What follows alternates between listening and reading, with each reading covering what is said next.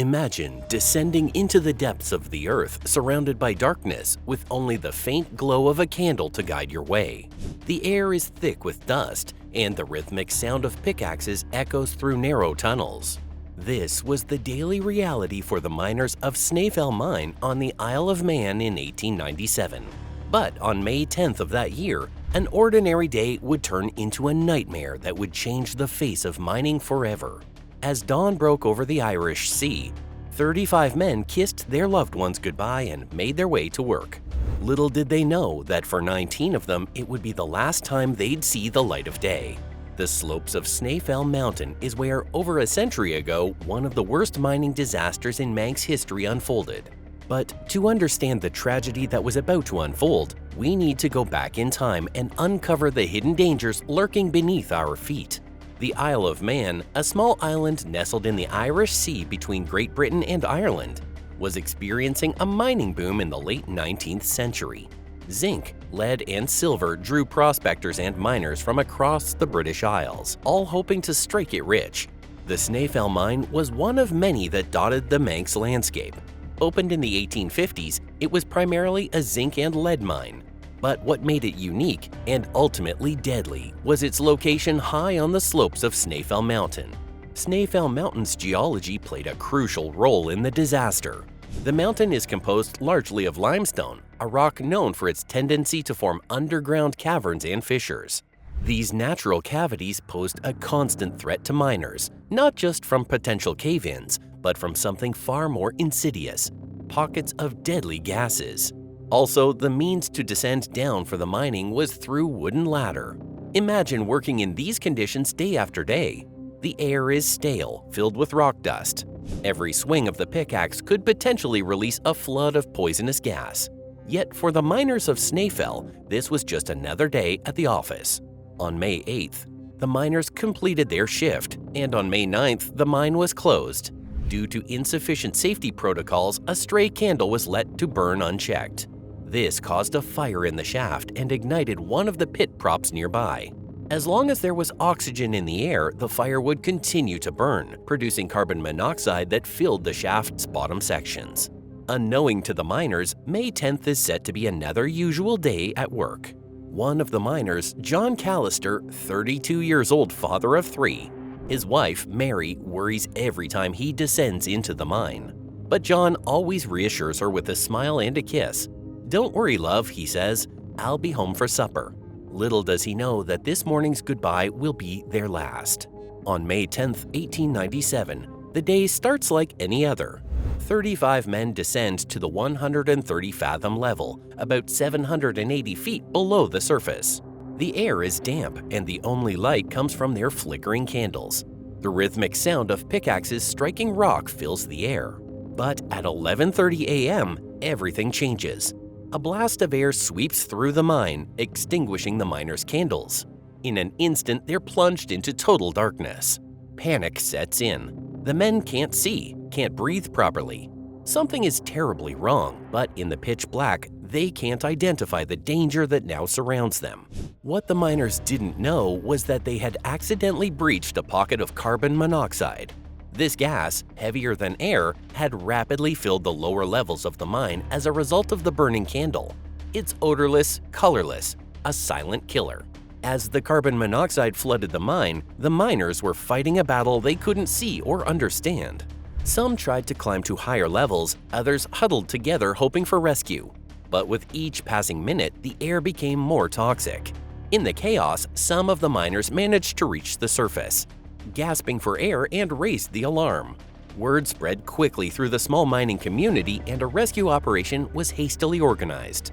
Captain Cooley, the mine manager, led the first rescue team. They descended into the darkness, fighting against the toxic atmosphere. They managed to bring up some unconscious miners, but the rescuers were forced back to the surface, unable to reach the others, and 19 men remained inside. Standing at the entrance to the mine, imagining the scene that unfolded, families gathered, hoping for news of their loved ones. Rescue teams preparing to risk their own lives. And below, in the darkness, 19 men fighting for survival. But the rescue attempts were incredibly dangerous. The breathing apparatus of the time was primitive. often just wet flannels held over the mouth and nose. It was woefully inadequate against the levels of carbon monoxide broke open by the trapped miners inside. Mary Callister, John's wife, stands at the pit head, her children clinging to her skirts. Hours have passed and still no word. She overhears snippets of conversation. Gas. Can't reach them. Running out of time. Her heart sinks, but she clings to hope. Unlike today, where mines have advanced ventilation systems, gas detectors, and sophisticated rescue equipment. But in 1897, miners relied on candles not just for light, but as crude gas detectors. If the candle went out, it was a sign the air was bad. But by then, it was often too late. As the hours ticked by, hope began to fade. The last signs of life from below had been heard in the early afternoon, faint tapping sounds that had now fallen silent. Yet the rescuers didn't give up. The community response was incredible. Miners from neighboring pits rushed to help. People brought food and blankets for the rescuers and the waiting families.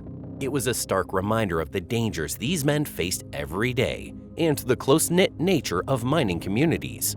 It wasn't until May 13th, 3 days after the disaster, that recovery teams were finally able to reach the 130-fathom level. The scene they encountered was heartbreaking. What the recovery team found was difficult to convey because of the emotional impact it had on them. 19 bodies were discovered. Some were found in groups, having sought comfort in each other during their final moments.